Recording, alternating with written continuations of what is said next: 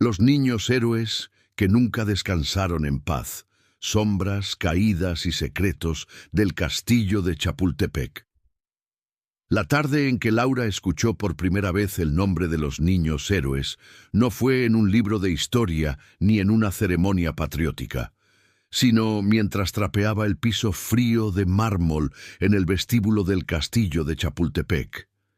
El eco de las voces de un grupo escolar subía por las escaleras. La maestra señalaba un mural y decía con solemnidad que aquellos muchachos se habían lanzado al vacío antes de rendirse. Laura, agachada con el jalador en la mano, levantó apenas la mirada. Había limpiado ese piso durante años, pero nunca prestaba tanta atención a los discursos. Esa vez, sin entender por qué, sintió un escalofrío que le recorrió la espalda entera, como si alguien la observara desde uno de los balcones. Antes de seguir con esta historia, te invito a suscribirte al canal y a dejar en los comentarios desde qué parte de México o del mundo estás escuchando esta narración. Tu apoyo ayuda a que sigamos contando estas historias oscuras de nuestro país que casi nadie se atreve a mirar de frente. Laura tenía 42 años, el pelo recogido en un chongo sencillo y las manos marcadas por el cloro y los químicos de limpieza. Vivía en una colonia popular de la alcaldía Miguel Hidalgo, en un cuartito que rentaba junto con su hijo adolescente, Diego. Había empezado como personal de limpieza en el castillo hacía casi 10 años, cuando todavía trabajaba para una subcontratista que apenas les daba prestaciones mínimas. Con el tiempo y varias quejas, por fin la absorbieron de manera directa, pero en la práctica seguía siendo la que limpia, invisible en medio de los turistas, guías y académicos que recorrían la historia de México bajo vitrinas y murales. Aquella tarde, mientras la maestra explicaba que uno de los cadetes se había envuelto en la bandera antes de lanzarse, una niña levantó la mano. —¿Y sus cuerpos descansan aquí?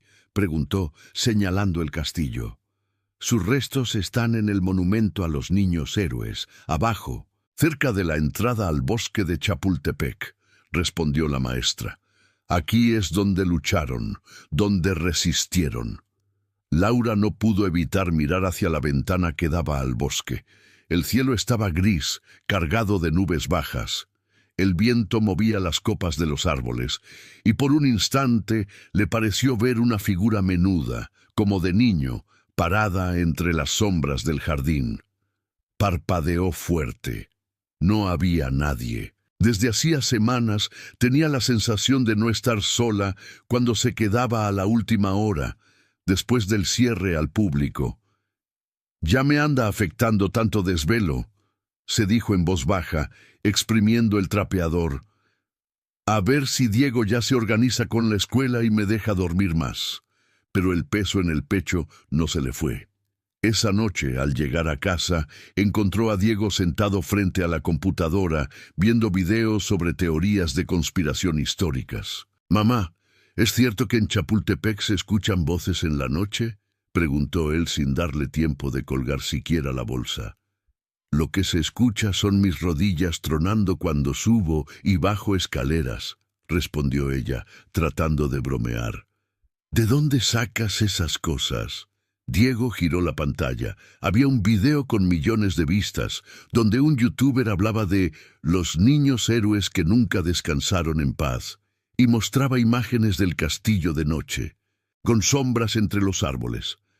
«Dicen que no todos murieron como cuenta la historia», insistió Diego, «o que algunos ni siquiera eran tan niños, que hay secretos en el castillo y que por eso se aparecen». Laura chasqueó la lengua. «Secretos sí hay», dijo, «pero no de fantasmas.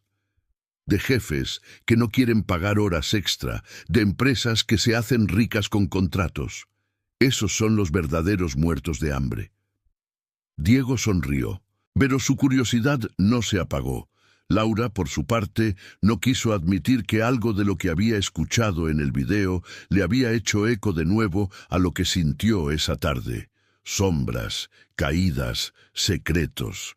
palabras que poco a poco fueron quedándose en su mente como polvo fino.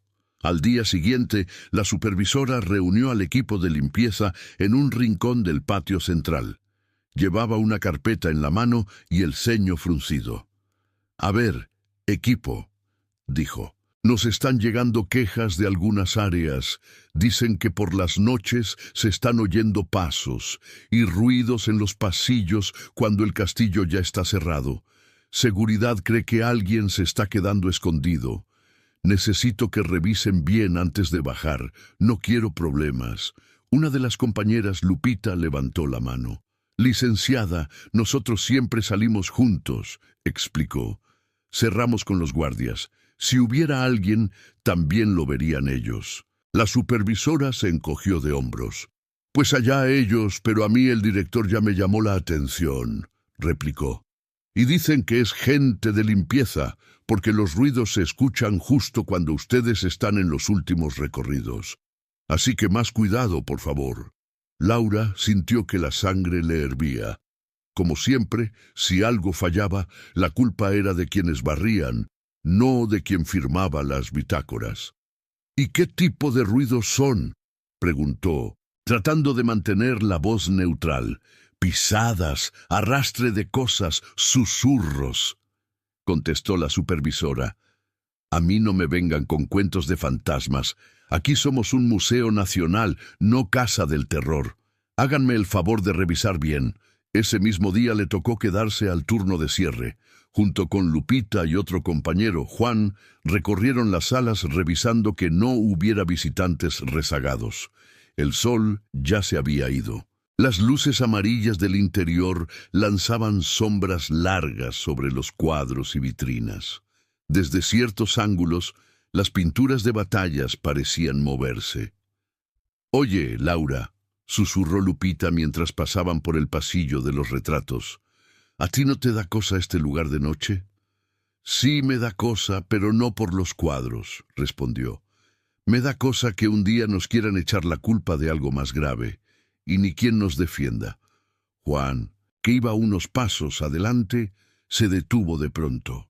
«¿Escucharon eso?», preguntó. Los tres guardaron silencio. Desde arriba, cerca de una de las ventanas que daban al bosque, se oyó un ligero golpeteo, como si algo hubiera caído sobre el barandal. «Habrá sido un pájaro», dijo Laura, «o una rama». Pero el sonido se repitió, esta vez más claro, como un correr de pies descalzos sobre piedra. Luego, un susurro apenas audible, como el sollozo de un niño. Lupita se persignó. «Niños héroes, ahí quédense, por favor», murmuró. «Nosotros nomás venimos a trapear». Juan soltó una risa nerviosa para romper la tensión. «Seguro es el aire», dijo. «Ya vámonos, que si no, la supervisora va a decir que nos la pasamos contando cuentos». Sin embargo, mientras bajaban hacia la salida, Laura no pudo evitar voltear una vez más hacia arriba.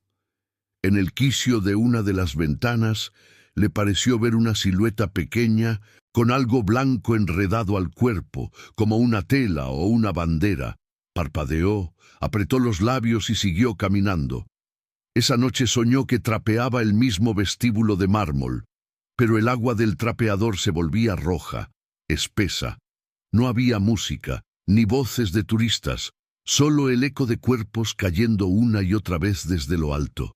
Se despertó agitada, con el corazón desbocado, y vio el reloj. 3:33 de la madrugada. Diego dormía, ajeno, en el colchón de al lado. No era una mujer que se asustara fácil.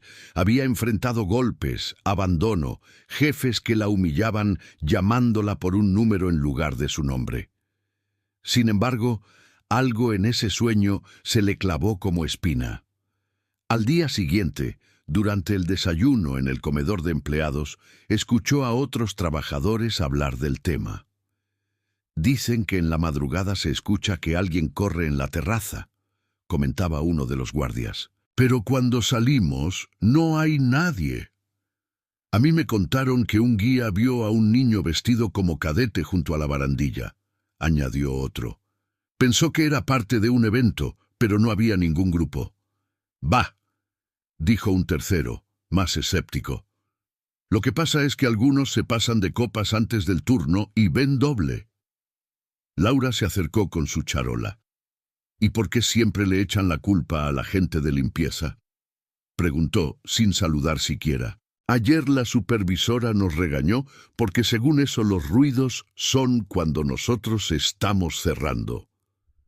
«Porque es lo más fácil, Laurita», respondió el primer guardia. «El director no va a pensar que sus invitados importantes andan haciendo travesuras. Mejor le echan la carga a los que menos protestan». «Pues esta vez sí voy a protestar», dijo ella. «Ya estuvo suave que cada cosa rara que pasa aquí nos la quieran colgar a nosotros». Lo que Laura no sabía era que el problema no se quedaría en rumores.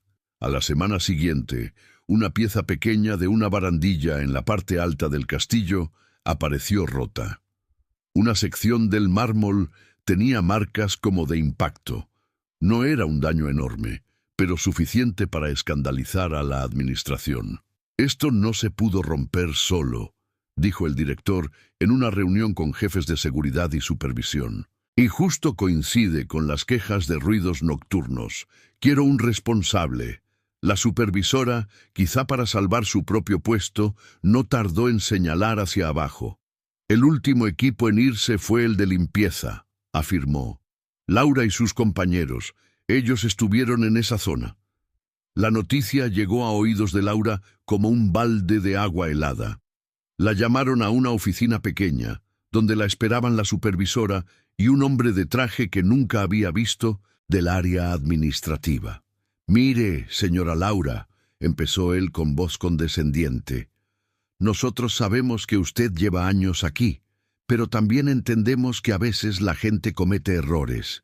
Si usted nos dice la verdad y acepta que golpeó la barandilla o se recargó donde no debía, podemos ver cómo lo arreglamos. Si no, tendremos que levantar un acta». Laura sintió que el estómago se le hacía nudo. «Yo no rompí nada», dijo, firme. «A la hora en que se supone que pasó eso, yo ya estaba bajando. Entré y salí con los guardias. Pueden revisar las cámaras». El hombre la miró con una media sonrisa. «Las cámaras no llegan a todos los ángulos», replicó.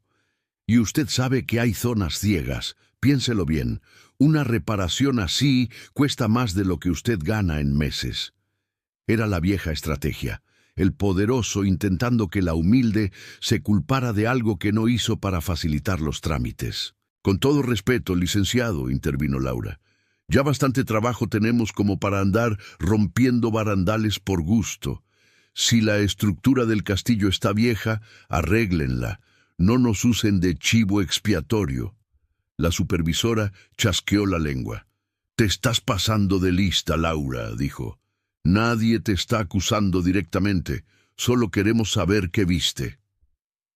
Laura dudó. ¿Debía mencionar lo que escuchó? Las pisadas, el llanto. ¿Decir que había visto una sombra de niño en la ventana? Sabía que si lo hacía, se burlarían de ella o, peor, la pintarían como loca. «Lo que vi», respondió al fin, «es que cada noche nos vamos en grupo y dejamos el castillo solo. Lo demás, pregúntenselo a sus cámaras y a sus paredes». Salió de la oficina con las piernas temblorosas, pero la cabeza alta.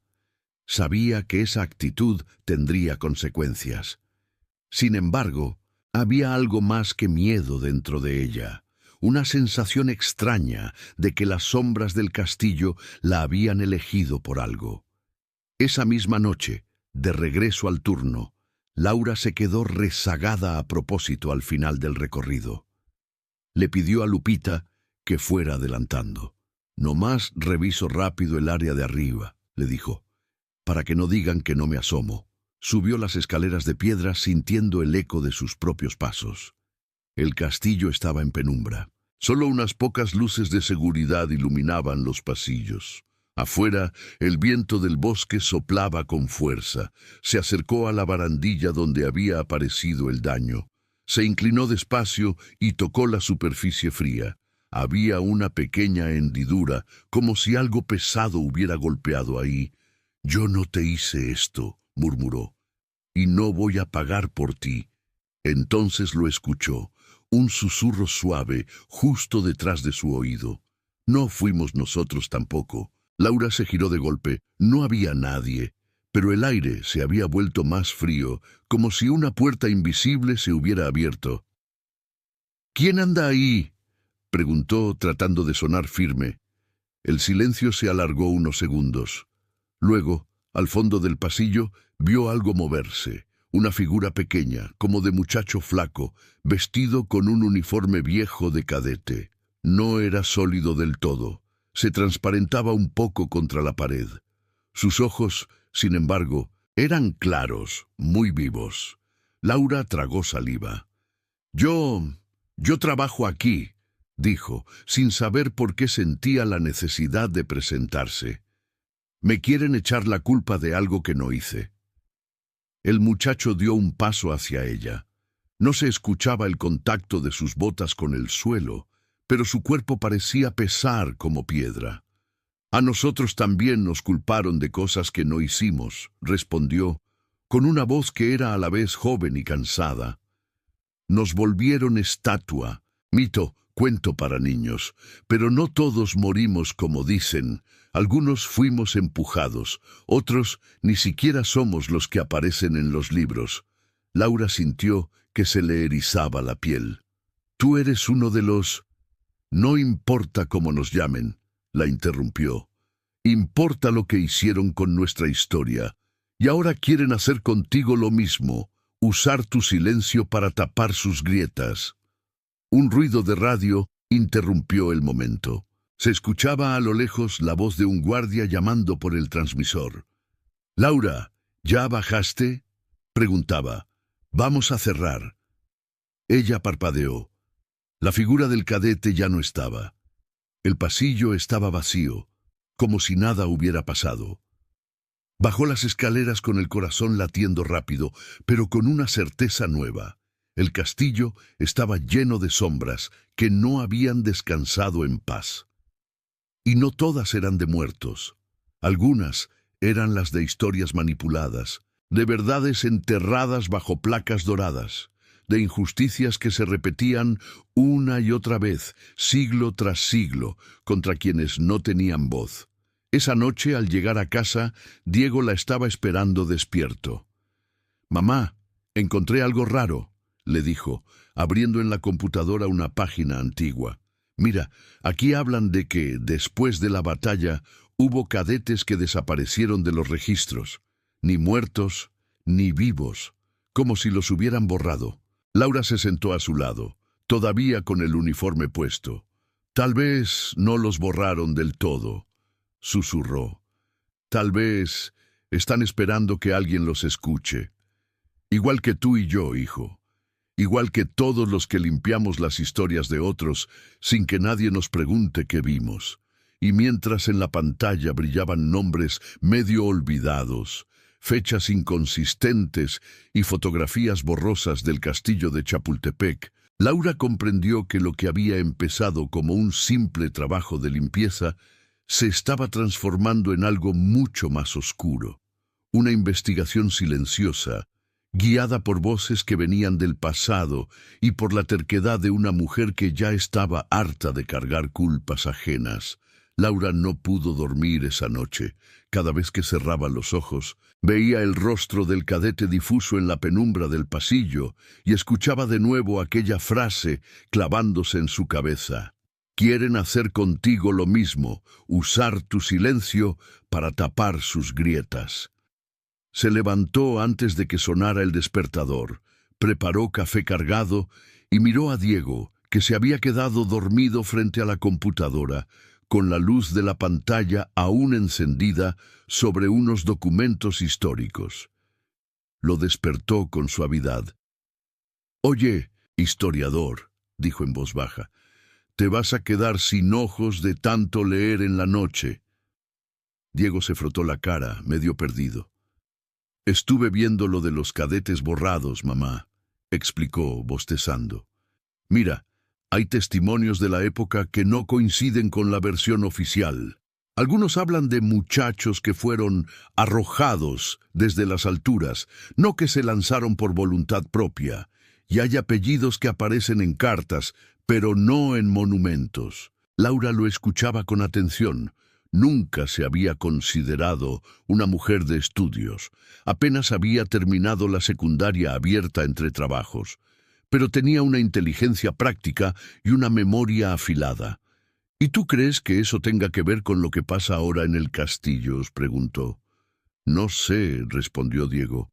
Pero si los están mencionando en todos lados como héroes perfectos y su verdadera historia fue distinta, es como si su rabia siguiera ahí. Y si ahora intentan colgarte algo que no hiciste, es la misma lógica, ¿no? Los de arriba acomodan la historia para que les convenga. Laura suspiró. Pues si es así, ya estoy cansada de ser nota al pie, dijo. Lo que vi anoche no fue una alucinación. Ese muchacho... No sé cómo explicarlo, Diego, pero sentí que no quería espantarme. Quería advertirme. Diego la miró con una mezcla de escepticismo y respeto. Sabía que su madre no era de inventar cosas. Entonces tenemos que hacer dos cosas, dijo levantando dos dedos. Una, que no te corran ni te culpen. Y dos, investigar qué pasó de verdad con esos cadetes. ¿Y cómo quieres que hagamos eso?, preguntó ella. ¿Tú y yo contra la historia oficial? Diego sonrió. Tú siempre dices que las que de verdad conocen la casa son las que la limpian, respondió. Pues aquí pasa lo mismo. Tú conoces cada rincón del castillo mejor que muchos guías, y yo sé buscar cosas en internet, archivos, foros. No tenemos poder, pero tenemos ojos. Laura se quedó pensativa. Había algo de descabellado en la idea, pero también una chispa de esperanza. Era mejor mover los pies que quedarse esperando el golpe. Ese día, al llegar al trabajo, notó que el ambiente estaba tenso. Había más guardias de lo normal, y en uno de los pasillos se veía al director hablando con un hombre de traje oscuro y una mujer con gafete de una institución cultural importante. Lupita se le acercó, nerviosa. Laura, dicen que ahora sí van a revisar todo, susurró. Que quieren ver quién entra y quién sale del castillo a cada hora. Hasta se habló de que nos pongan supervisores en los recorridos. —¿Que nos pongan?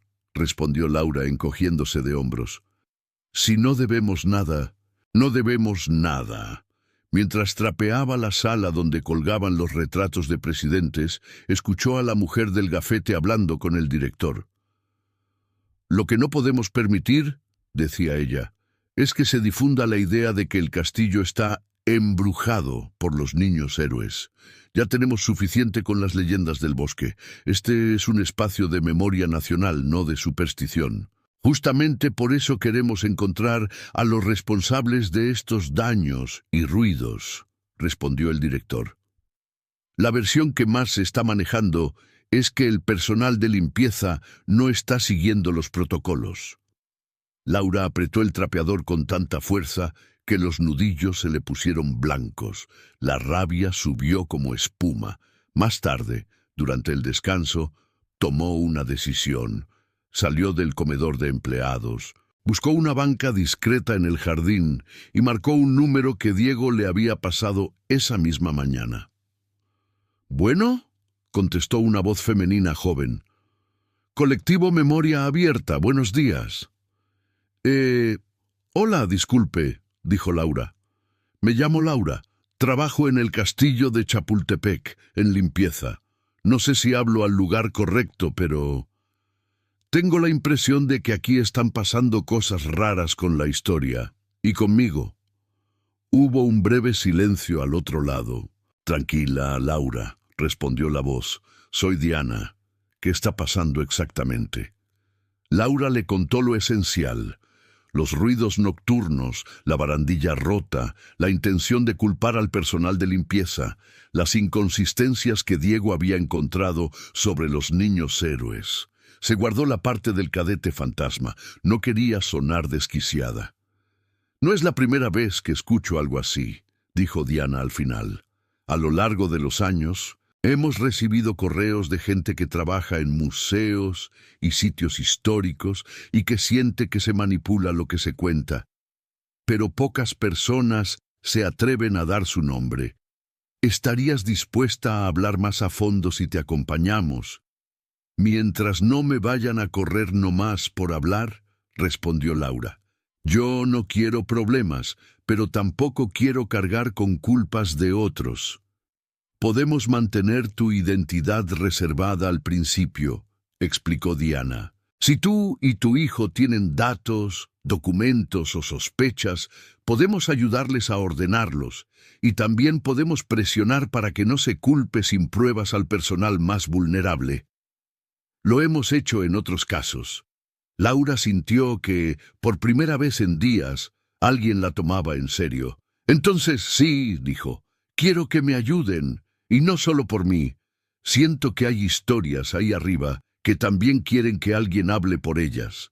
Quedaron en verse un fin de semana fuera del castillo para revisar lo que Diego había encontrado.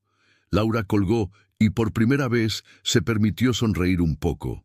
Esa noche, al cerrar el turno, regresó de nuevo a la barandilla rota. Esta vez no estaba sola. Diego había conseguido, con permiso especial de un profesor, entrar como parte de un pequeño grupo de estudiantes que haría visita nocturna guiada con un historiador invitado. Aunque el grupo se quedó en la planta baja, Diego se las ingenió para quedarse rezagado y subir unos escalones, cerca de su madre. «Si nos cachan, me regañan a mí, no a ti», le dijo él en voz baja. «Nos regañan a los dos», respondió ella, pero no lo mandó de vuelta. El castillo se sentía distinto de noche con visitantes. Las linternas de los guardias y del guía cortaban la oscuridad, pero en los rincones seguía habiendo sombras propias. Laura y Diego se quedaron quietos junto a la barandilla, como si fueran parte del mobiliario. «Si de verdad hay algo», susurró Diego, «debería hacerse presente cuando se habla de ellos, ¿no?». En ese momento, desde abajo, se escuchó la voz del historiador. «Y aquí, en este lugar donde hoy ustedes están parados», decía, dirigiéndose al grupo, «se libró una de las batallas más míticas de la intervención. Se nos enseñó que 6 cadetes se lanzaron envueltos en la bandera antes de rendirse, pero como todo en la historia, la realidad es más compleja que el mito». Laura y Diego se miraron. No esperaban ese giro. «Algunos documentos», continuó el historiador, «sugieren que hubo otros jóvenes muertos, cuyas historias no quedaron plasmadas en los monumentos. Hubo versiones que señalaban ejecuciones sumarias, empujones, incluso fusilamientos. Con el tiempo, el Estado eligió una narrativa, la del héroe perfecto que se sacrifica voluntariamente. Pero, ¿qué pasa con las otras voces?». Un viento helado recorrió el pasillo. Laura sintió la piel de gallina. Diego dejó escapar un pequeño jadeo. Allí, a unos metros de ellos, apareció de nuevo la silueta del cadete. Esta vez, Laura lo vio más claro. Un rostro joven, con rasgos indígenas, ojeras profundas y una mirada que mezclaba miedo y orgullo. No traía bandera enredada, solo un uniforme sencillo y manchado. Diego lo vio también. Sus ojos se abrieron desmesuradamente. «Mamá», susurró, «lo estoy viendo». El muchacho los miró a los dos. A diferencia de tantas historias de fantasmas, no hubo gritos ni portazos, solo un gesto. Levantó la mano y señaló hacia el interior del castillo, hacia una zona que pocas veces se abría al público. «Registros», musitó, con una voz que parecía venir de muy lejos. «Archivos. Nos borraron ahí primero». Luego, la figura se desvaneció, como si se hubiera mezclado con el aire mismo del castillo. Laura sintió que el suelo se le movía. No estaba loca, no estaba sola, y su hijo también lo había visto. «¿Lo escuchaste, verdad?», preguntó. «Dijo registros», confirmó Diego, pálido. Hay un archivo histórico aquí. Si borraron nombres, tuvo que ser en documentos. Había dado miedo, sí, pero más que eso, lo que Laura sintió fue una especie de mandato. No podía ignorar esa señal. Al día siguiente, ya en horario normal, aprovechó un cambio de turno para acercarse a una puerta que pocas veces cruzaba, la del área donde trabajaban los archivistas. No podía entrar sin autorización, pero sí pudo ver algunas cosas a través del cristal y, sobre todo, leer un rótulo. Sección documental. Siglo XIX. Intervención y reforma. Se alejó antes de que alguien la regañara. No era el momento de llamar la atención. Esa noche, en casa, se reunió con Diego sobre la mesa de la cocina. Tenían hojas impresas, capturas de pantalla y un cuaderno donde Laura había empezado a escribir todo lo que recordaba: ruidos, fechas, frases del cadete. Diana me dijo que, cuando nos veamos, es importante que tengamos claro lo que queremos lograr, comentó.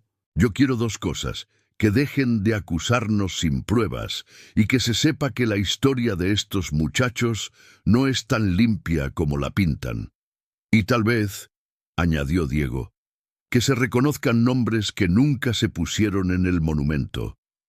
Si hay familias que nunca supieron qué les pasó, esto también es por ellas. Laura lo miró con orgullo.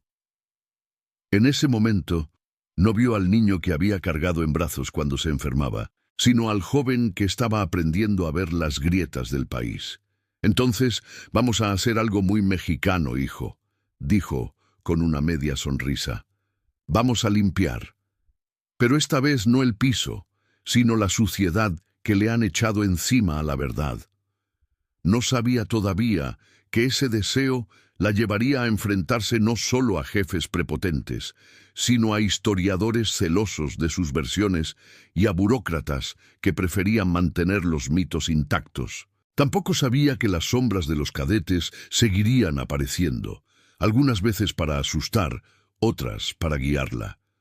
Lo que sí sabía era que, por primera vez en mucho tiempo, su trabajo en el castillo de Chapultepec tenía un sentido que iba más allá del sueldo.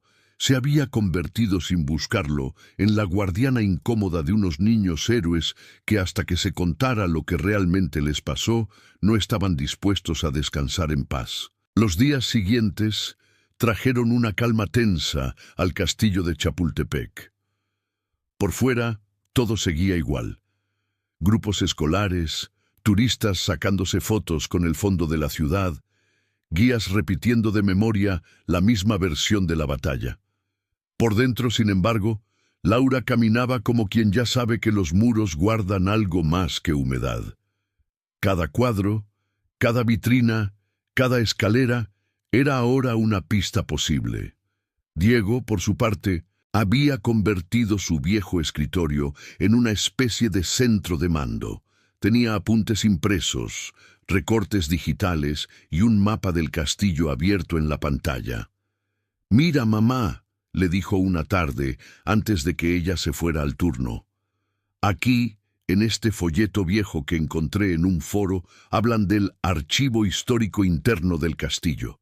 No es el mismo que se consulta en línea. Dicen que ahí guardan correspondencia, listas de cadetes y partes militares». Laura observó el plano. «Y está justo en la zona a la que nos señaló el muchacho», murmuró, «cerca de los despachos viejos». «Exacto», asintió Diego. «No digo que te metas a escondidas, pero quizá puedas fijarte quién entra y quién sale. Si consiguiéramos que alguien de dentro se anime a hablarnos». Laura soltó una risa corta.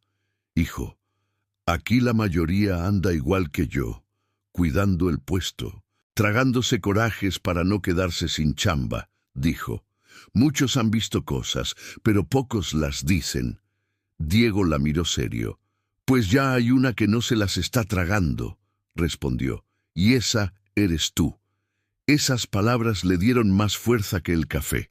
Al llegar al castillo, respiró hondo, se puso los guantes y empezó su rutina, pero ahora con otro tipo de atención. Mientras limpiaba las vitrinas de una sala contigua al archivo, vio pasar a un hombre bajito, de lentes gruesos, con un montón de carpetas en los brazos. Llevaba el gafete de investigación y archivo. «Con permiso», dijo él, sorteándola con cuidado para no chocar. Laura respondió el saludo y se quedó viéndolo alejarse. Algo en su postura, ligeramente encorvada, le recordó a la gente que carga demasiadas cosas encima sin que nadie lo note.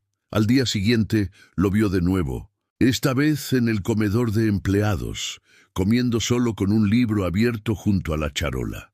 Se sentó en la mesa de al lado y fingió revisar su celular. Pasaron varios minutos en silencio hasta que el hombre levantó la vista.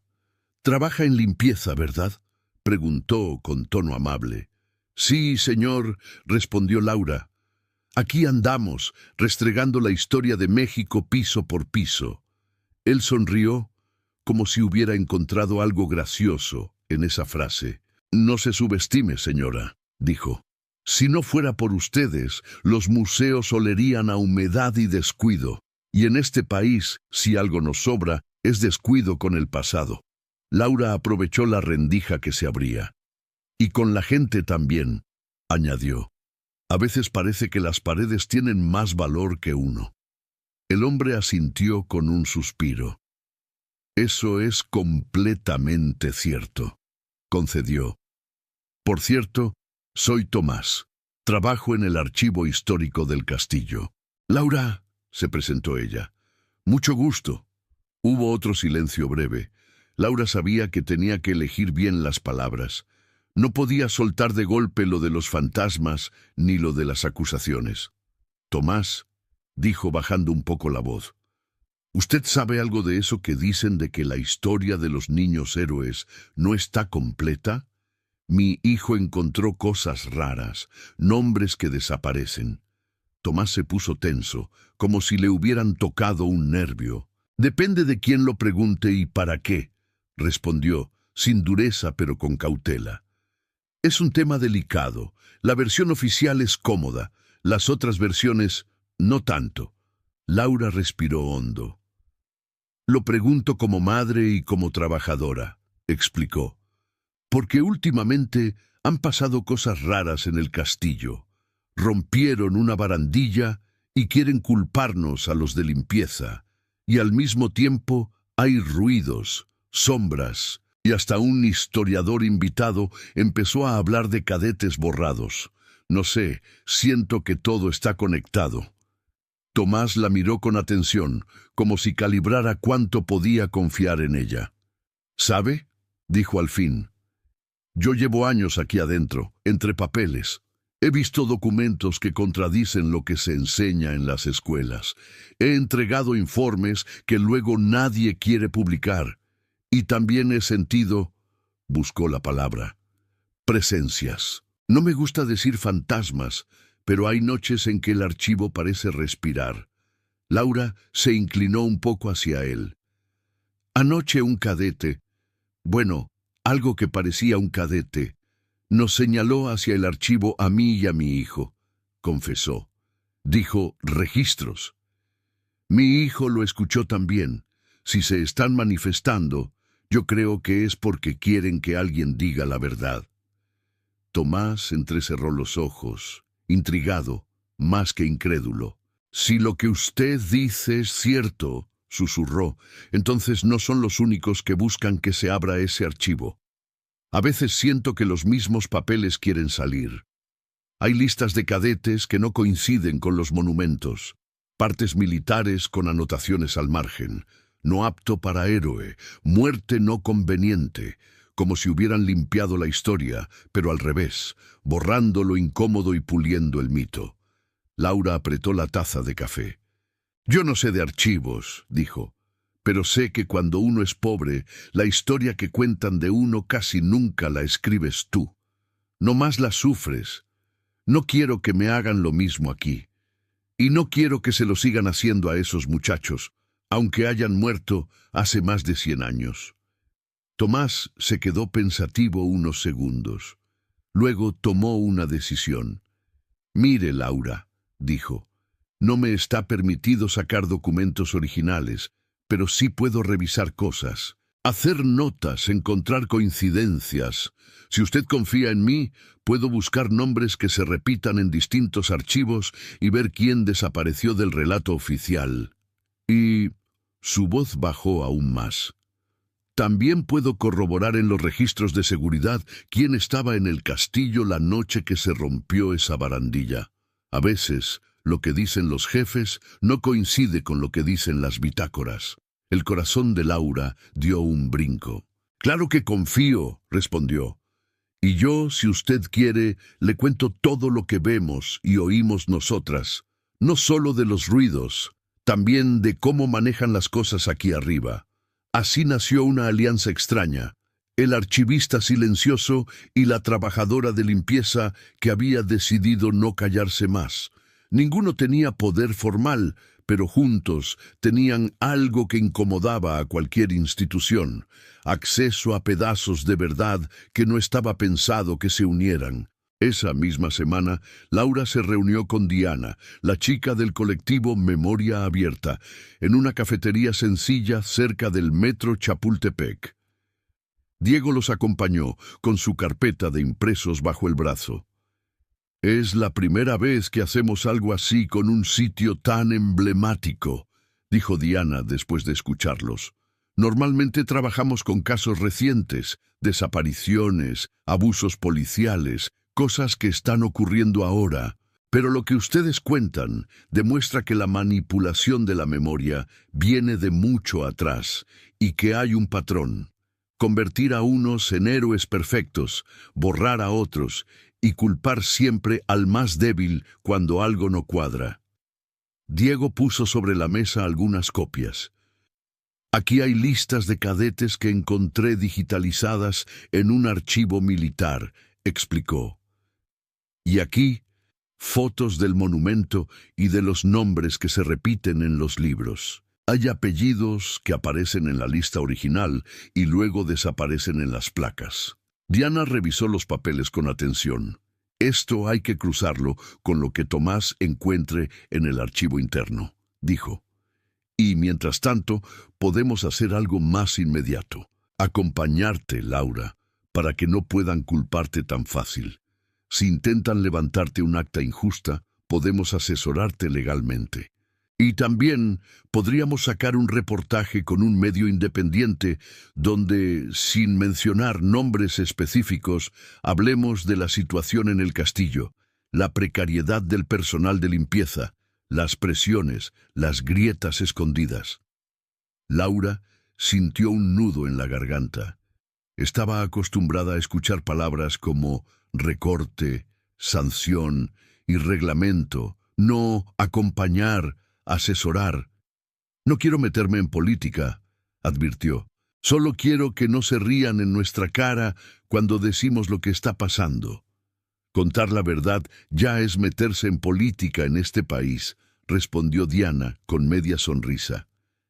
«Pero no te preocupes, vamos paso a paso. Primero, juntar lo que sabemos. Luego, decidir qué queremos hacer con eso». Los pasos se sucedieron más rápido de lo que Laura esperaba. Tomás empezó a pasarle, en pequeños papelitos doblados, notas sobre lo que encontraba. Parte del 13 de septiembre menciona a 7 cadetes muertos, no 6. Carta de un oficial habla de un cadete indígena cuyo cuerpo nunca fue reclamado. Lista de guardias. La noche del daño en la barandilla hubo movimientos en la zona de oficinas después de que ustedes se fueron. «Lo que todo esto me dice», comentó Tomás una tarde en el comedor, «es que alguien, en alguna parte, está más interesado en conservar una imagen que en contar lo que pasó. Ayer revisé la bitácora de esa noche. Tú y tu equipo salieron a la misma hora de siempre. Pero hay una entrada posterior. El director y el encargado de mantenimiento subieron a la zona de la terraza con un invitado extranjero. No hay registro de que hayan regresado a la zona de oficinas hasta casi una hora después». Laura frunció el ceño. «¿Y por qué no dicen eso en la reunión?», preguntó. ¿Por qué nos acusan a nosotros primero? Tomás levantó las cejas, como si la respuesta fuera obvia. Porque es más fácil, dijo. Porque si admiten que un invitado de alto nivel pudo haber hecho algo indebido, se armó el escándalo. En cambio, si logran que tú aceptes haber roto la barandilla, se resuelve con una sanción interna. El héroe oficial se mantiene limpio. El castillo también. Esa noche, Laura subió sola al pasillo de siempre. No estaba segura de si esperaba ver al cadete, pero llevaba dentro el peso de lo que había descubierto. Se paró junto a la barandilla y habló en voz baja, sin saber si alguien la oía. «Ya sé que no fuiste tú», dijo. «Ni tú ni tus compañeros. No los voy a dejar cargar otra mentira. Pero ayúdenme ustedes también, ¿sí? Yo no puedo sola». El viento del bosque respondió primero, agitando unas hojas en la terraza. Luego, muy suavemente, sintió una mano fría rozar la suya sobre la piedra. No era una mano que empujara, era un toque leve, agradecido. Al día siguiente, la supervisora la volvió a llamar a la oficina.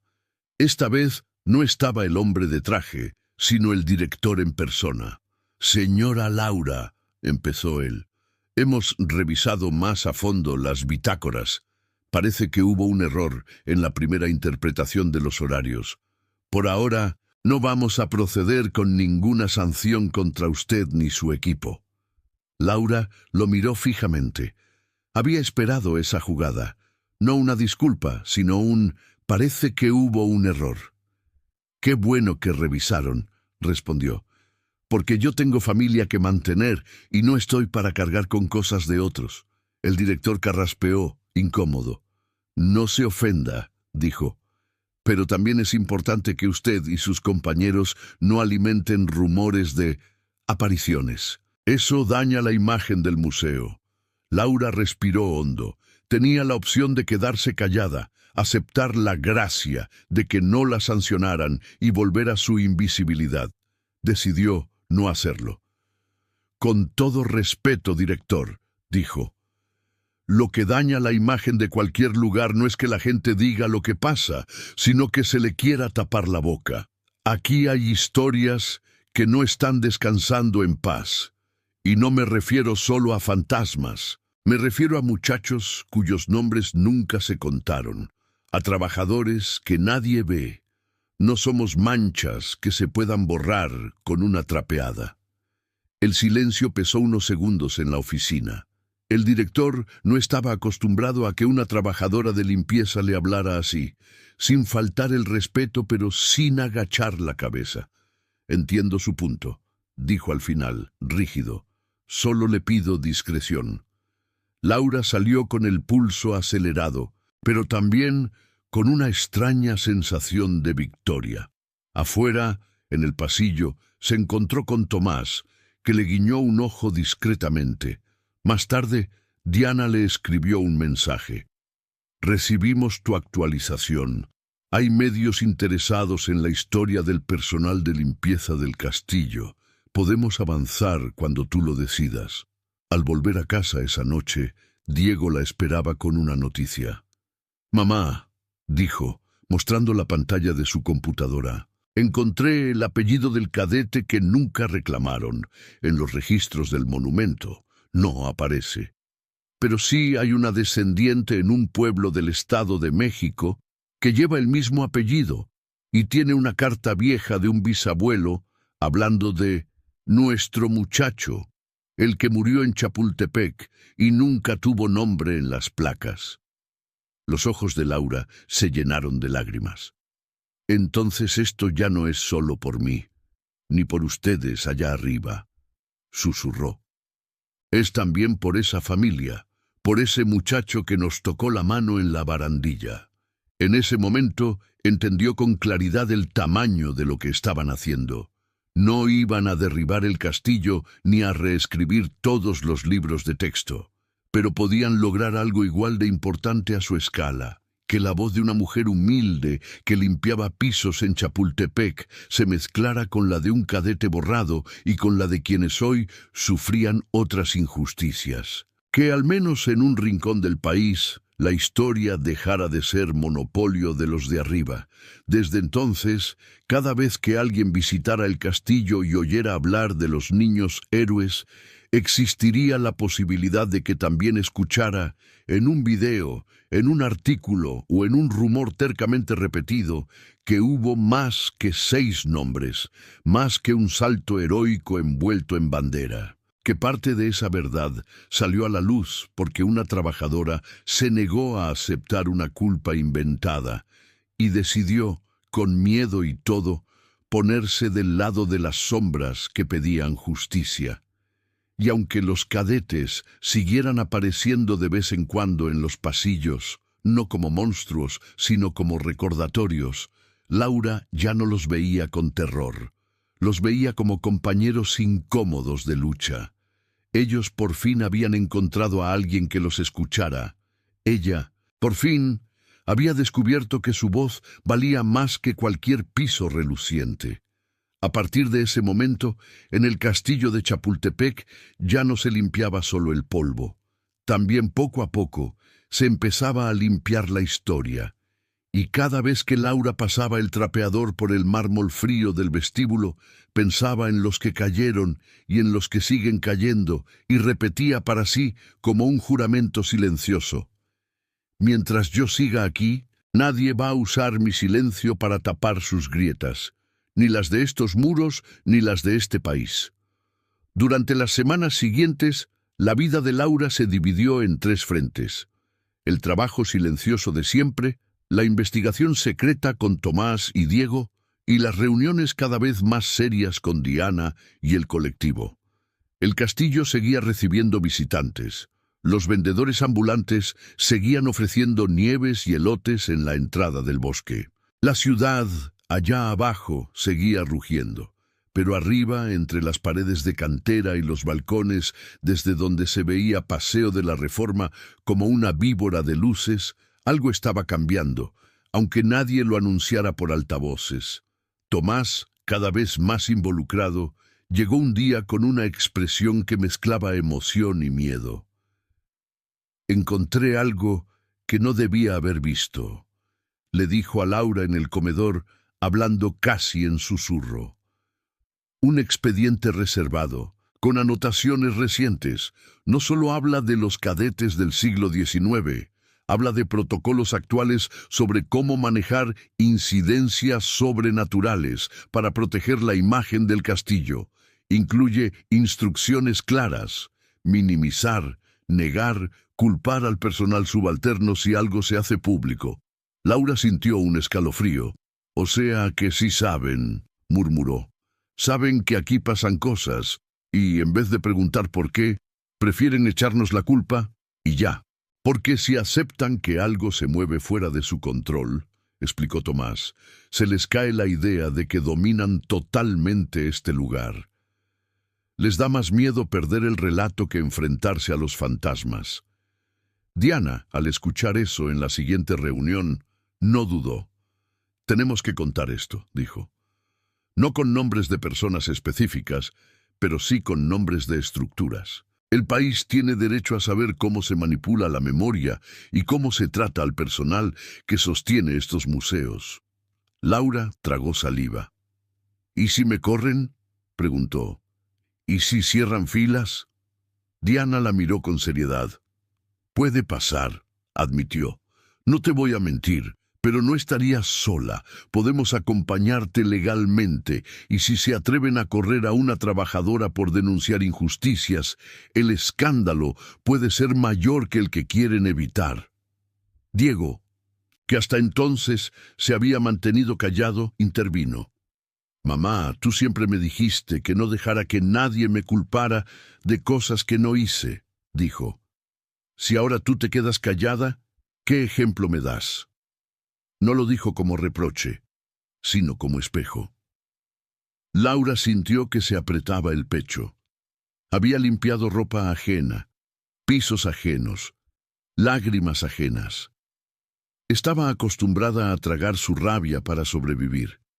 Pero en ese momento Al mirar a su hijo y pensar en los cadetes que habían sido borrados de las listas, entendió que el silencio también era una forma de deuda. «Está bien», dijo al fin, con un hilo de voz que fue ganando fuerza. «Hagámoslo. No quiero que, dentro de 100 años, digan que aquí no pasó nada más que historias bonitas. Que quede escrito que también hubo una mujer de limpieza que se hartó». El reportaje salió un mes después, en un medio digital independiente. No era portada de gran periódico, pero sí un texto largo, bien documentado, con testimonios anónimos de personal del castillo, datos históricos cruzados por Tomás y Diego, y la voz de Laura, sin apellido, relatando cómo la habían querido convertir en chivo expiatorio por un daño que no había causado. El título no hablaba de fantasmas, sino de los héroes que no aparecen en los murales, trabajadores invisibles del castillo de Chapultepec y las grietas en la memoria oficial. El texto planteaba una pregunta incómoda. Si durante décadas se había maquillado la historia de los niños héroes, ¿qué garantías había de que hoy no se siguieran maquillando responsabilidades, accidentes, abusos? Y añadía, casi al final, una frase que Tomás había sugerido: «En un lugar donde se honra a quienes supuestamente prefirieron morir a rendirse, se castiga a quienes se atreven a no rendirse ante injusticias actuales». Las reacciones fueron diversas. Algunos acusaron al medio de atacar símbolos patrios. Otros, sobre todo trabajadores de museos y sitios históricos de todo el país, comenzaron a escribir comentarios y mensajes privados contando experiencias similares. Custodios presionados para mentir, guías obligados a repetir versiones simplificadas, personal de limpieza señalado cada vez que algo salía mal. En el castillo, la incomodidad se podía cortar. El director convocó a una reunión de emergencia con jefes de área. «No podemos permitir que se dé la imagen de que somos un lugar de explotación y ocultamiento», decía crispado. «Esto nos pega justo cuando estamos buscando más presupuesto». En un rincón, la supervisora de limpieza evitaba la mirada de Laura. Sabía que ella era la fuente central, aunque el reportaje no la nombrara. Tomás, por su parte, se mantuvo al margen. Su nombre no aparecía en ningún lado, pero entendía que la institución buscaría culpables internos. Lo que nadie esperaba era la reacción de algunos visitantes.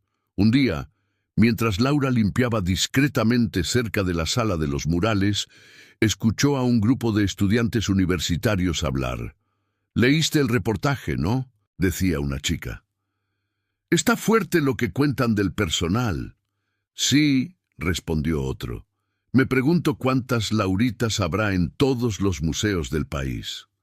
«Por eso hay que tratar bien a la raza de aquí», añadió un tercero. «Son los que de verdad conocen los pasillos». Al pasar junto a ellos, Laura escuchó algo que jamás había esperado oír en ese espacio. «Gracias, señora», dijo la chica mirándola directo, «por lo que hace y por lo que contó. Si no fuera por ustedes, nosotros ni nos enteramos». Laura se quedó inmóvil unos segundos. Luego asintió con un pequeño gesto. No podía decirles de nada, porque sentía que no había hecho ni la mitad de lo que se necesitaba. Pero esa gratitud le cayó como agua fresca. No todo fue apoyo. Un par de días después, la supervisora la llamó aparte. «Mira, Laura», empezó en tono tenso, «yo no sé si fuiste tú la que habló con los periodistas, pero la dirección está molesta. Dicen que estás politizando tu trabajo, que deberías limitarte a tus funciones». Laura la miró sin bajar la vista. «Mis funciones no incluyen aceptar injusticias», respondió.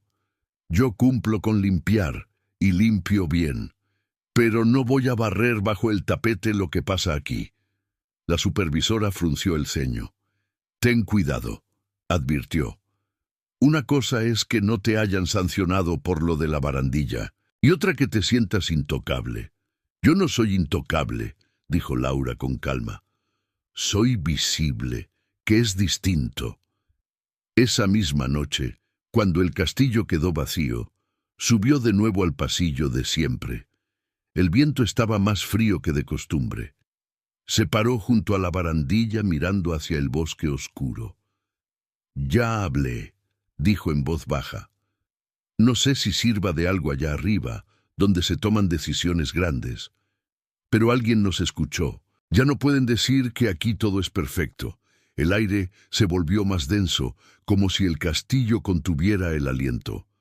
Poquitos segundos después, la figura del cadete volvió a aparecer, esta vez no sola. A su lado se delineaban otras sombras jóvenes, cuerpos delgados, algunos con rasgos claramente indígenas, otros mestizos, uno con el cabello rizado que no encajaba en los retratos oficiales. No eran imágenes nítidas, pero sí lo suficiente como para que Laura pudiera distinguir que no todos llevaban uniforme completo ni banderas heroicas. Algunos tenían camisas simples, vendajes en los brazos, un gesto de desconcierto. Laura sintió que las rodillas le temblaban, pero no retrocedió. «Yo no puedo poner sus nombres en las placas», dijo, «pero sí puedo decir que existieron, que pelearon, que también cayeron, y que merecen algo más que el olvido». El primer cadete, el que había visto desde el inicio, dio un paso al frente. Sus ojos, que antes se veían cansados, tenían ahora un brillo distinto. «Eso basta», murmuró. «Nos prometieron gloria, nos dieron silencio. Tú les quitaste un pedazo de ese silencio». Detrás, otra sombra habló, con una voz quebrada. «Y les enseñaste a los vivos que no hace falta morir para ser borrados de la historia. A veces basta con ser pobre». Laura tragó lágrimas. «Por eso no quiero que mi hijo, ni ninguna muchacha como yo, viva pensando que su palabra no vale», dijo. «No les prometo que este país vaya a cambiar de la noche a la mañana, pero les prometo algo. Mientras yo respire, no voy a dejar que nos conviertan en decoración invisible». Uno a uno, los muchachos hicieron un gesto extraño, como una media venia, no solemne, sino agradecida. El viento pareció soplar en un solo sentido, envolviendo a Laura. Por un instante sintió un peso leve sobre los hombros, como si alguien le pusiera una capa invisible. No era una bandera ni un uniforme. Era la carga compartida de una memoria que ya no recaía solo en los libros. Al día siguiente, cuando llegó al trabajo, notó un cambio pequeño pero simbólico. En el tablero interno, donde siempre ponían anuncios fríos de horarios y reglamentos, alguien había colgado una hoja impresa. Era un fragmento del reportaje que hablaba del personal de limpieza y su importancia en los museos. Abajo, escrito con plumón, se leía: «Sin ustedes, ni la historia ni este castillo se sostienen». No estaba firmado. Podría haber sido Tomás, un guardia, un guía, incluso alguien de oficinas. No importaba. Lo que importaba era que, por primera vez, el reconocimiento venía pegado en la misma pared donde antes solo había amonestaciones. Diego, cuando lo supo, le dio un abrazo fuerte. «Te dije que no ibas a estar sola», le susurró. «Ahora ya no pueden hacer como que no te ven». Con el tiempo, el escándalo mediático se fue apagando, como todo en la vorágine de noticias. El castillo siguió recibiendo visitantes, los murales siguieron colgados, los libros de texto siguieron contando, en esencia, la misma versión de siempre. Pero hubo cambios sutiles. En algunas visitas guiadas universitarias se empezaron a mencionar otras historias de la batalla. En una charla académica, Tomás logró colar una ponencia sobre cadetes olvidados y memoria selectiva. Y en más de una escuela, los maestros comenzaron a preguntar a sus alumnos quién limpiaba las aulas, quién cuidaba los edificios, quién lograba que los lugares históricos estuvieran listos cada mañana. Laura no se volvió famosa, no salió en portadas, no dio entrevistas con su rostro descubierto. Siguió levantándose temprano, tomando el camión, trapeando pisos, lavando baños. Pero dentro de ella algo había cambiado para siempre. Ya no se veía a sí misma como la que pasa desapercibida, sino como alguien que había tenido el valor de contradecir a un director, de confiar en la fuerza de sus propias palabras y de tender un puente entre los muertos sin nombre y los vivos sin voz. Una noche, mientras limpiaba el vestíbulo sola, escuchó de nuevo pasos ligeros en la parte alta. No se asustó. Sin voltear siquiera, habló en voz clara. «No se preocupen, ya los escuchamos, y allá afuera hay más gente empezando a escuchar a otros como ustedes». Por primera vez no hubo respuesta, ni susurros, ni apariciones, solo un silencio profundo, distinto al de antes. No pesado, sino sereno, como el que queda después de llorar lo necesario. Laura se dio cuenta de que, tal vez, una parte de aquellas almas había encontrado por fin un lugar donde descansar, no solo en monumentos, sino en la conciencia de quienes se atrevían a mirar más allá del mito. Se permitió sentarse un momento en las escaleras de mármol, agarrando el trapeador como si fuera un bastón. Miró hacia arriba, hacia los murales, y luego hacia el piso brillante que acababa de dejar impecable. «Dicen que los héroes son los que se lanzan desde lo alto envueltos en banderas», murmuró. «Pero a veces los verdaderos héroes son los que se atreven a hablar desde abajo, con las manos llenas de cloro y el corazón lleno de miedo».